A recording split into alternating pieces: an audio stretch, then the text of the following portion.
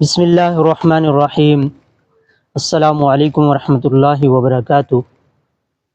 وقال اللہ تعالی ما کان محمد ابا احد من رجالکم ولکن رسول اللہ وخاتم النبیین۔ وقال النبی صلی اللہ علیہ وسلم انا خاتم النبیین لا نبی بعدی۔ اللہ رب العزت نے حضرت آدم علیہ السلام سے لے کر آج تک اس دنیا میں کروڑوں اربوں انسانوں کو پیدا فرمایا ہے، اور ان انسانوں کی ہدایت کے لیے، ان کو اچھے اور برا بتانے کے لیے اللہ تعالیٰ نے حضرت آدم علیہ السلام سے لے کر ہمارے نبی صلی اللہ علیہ وسلم تک انبیاء کا ایک سلسلہ بنایا ہے، جو کہ ہمارے نبی حضرت محمد خاتم النبیین صلی اللہ علیہ وسلم پر ختم ہوتا ہے۔ انبیاء کا کام لوگوں کو اللہ کی طرف بلانا اور اچھے اور برے کی تمیز سکھانا ہے۔ چونکہ ہمارے نبی اس سلسلے کی آخری کڑی ہیں، ہمارے نبی کے بعد اب کوئی نبی اس دنیا میں نہیں آئے گا، اور دین کو اللہ تعالیٰ میں ہمارے نبی پر ختم فرما دیا ہے۔ اللہ تعالیٰ نے قرآن مجید میں فرمایا الیوم اکملت لکم دینکم واتممت علیکم نعمتی ورضیت لکم الاسلام دینا، یعنی ہمارے نبی آخری نبی ہیں۔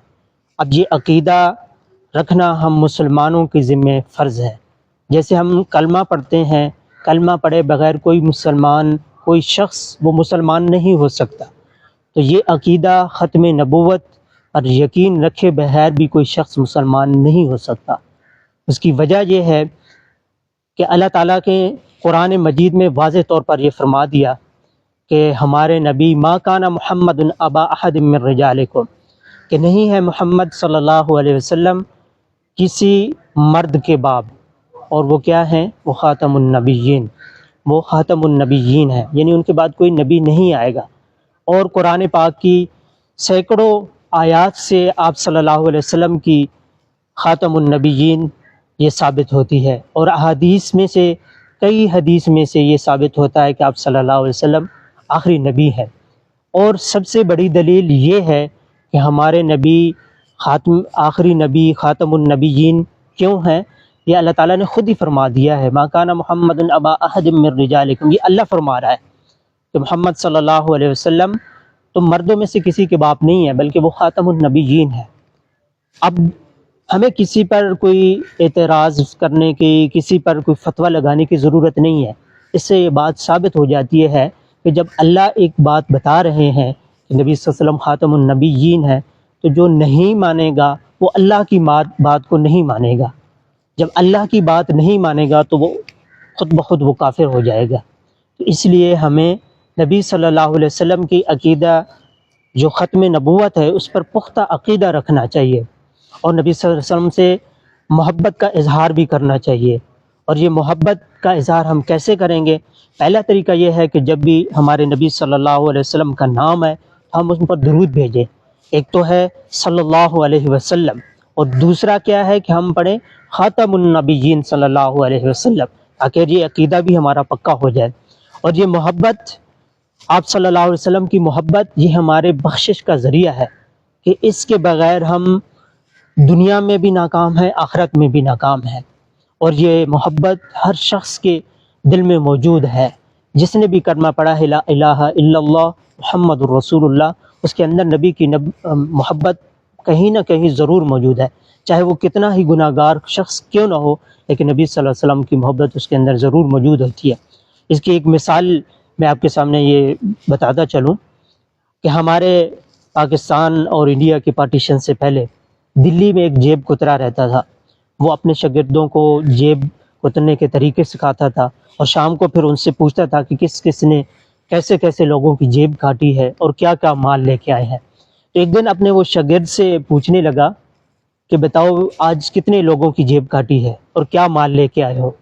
تو کہنے لگا آج میں نے ایک انگریز، ایک عیسائی کی جیب دیکھی تھی، اس میں بڑا مال تھا، بڑے پیسے تھے۔ تو اس کے استاد نے اس سے کہا کہ بھی کہاں ہیں پیسے، بلاؤ، اور کیسے جیب کاٹی ہے اپنے بتاؤ۔ اس نے کہا کہ استاد جی میں جب پاس گیا نا اس کے، تو میں نے جیب اس کی کاٹنے سے میں رک گیا۔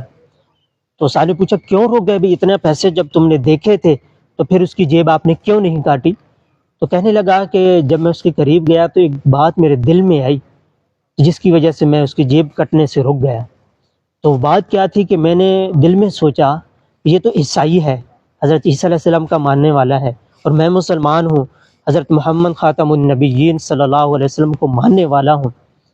تو کل قیامت کے دن اگر حضرت عیسیٰ علیہ السلام نے ہمارے نبی سے یہ فرما دیا کہ آپ کی امتی نے میرے امتی کی جیب کاٹی تھی، میں اپنے نبی کو کیا منہ دکھاؤں گا؟ تو یہ وہ محبت ہے کہ وہ گناہگار شخص ہی کیوں نہ ہو، کہیں نہ کہیں اس کے دل میں نبی صلی اللہ علیہ وسلم کی محبت ضرور موجود ہوتی ہے، اور یہ محبت ہمیں آخرت میں ہر شخص کو یہ محبت کام آئے گی۔ اور حدیث پاک میں آتا ہے کہ نبی کریم صلی اللہ علیہ وسلم نے ارشاد فرمایا کہ کل قیامت کے دن میرے نزدیک وہ شخص ہوگا جو سب سے زیادہ مجھ پر درود پڑے گا۔